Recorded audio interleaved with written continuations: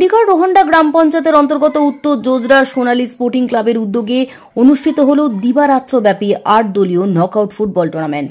উক্ত ফুটবল টুর্নামেন্টের উদ্বোধন করেন মধ্যমগ্রাম বিধানসভার বিধায়ক তথা রাজ্যের খাদ্যমন্ত্রী রথীন ঘোষ।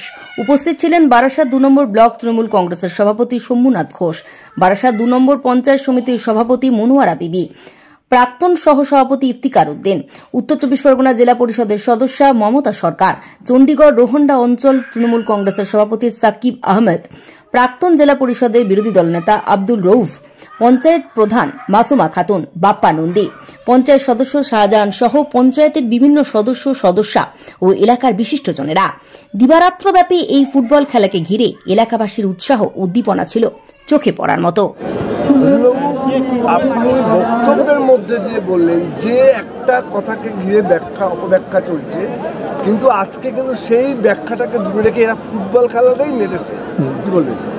দেখুন, ব্যাপার হচ্ছে যে ফুটবল খেলা আমাদের খুব এমন একটা খেলা যে সবাই পারে। এই খেলাকে নিয়ে বিবেকানন্দ যখন বলতে উঠেছিলেন তখন বলেছিলেন যে গীতা পাঠের থেকে ফুটবল খেলা ভালো। সেটাতে না তার মানেটা ছিল এই যে ফুটবল খেলার মধ্যে দিয়ে যে শারীরিক কসরত হয়, শারীরিক কসরত হওয়ার পরে তারপরে যে মনের একটা স্থিরতা আসে, সেই জন্যে তিনি কথাটাকে ব্যবহার করেছিলেন। কিন্তু আমাদের কেউ কেউ বামপন্থী ডানপন্থী বিবেকানন্দকে বানিয়ে দিচ্ছেন, এটা ঠিক নয়।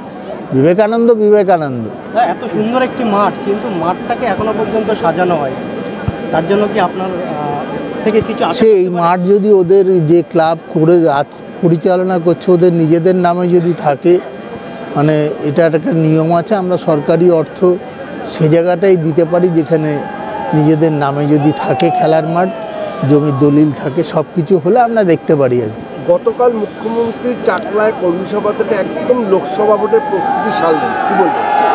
মাঠের বাইরে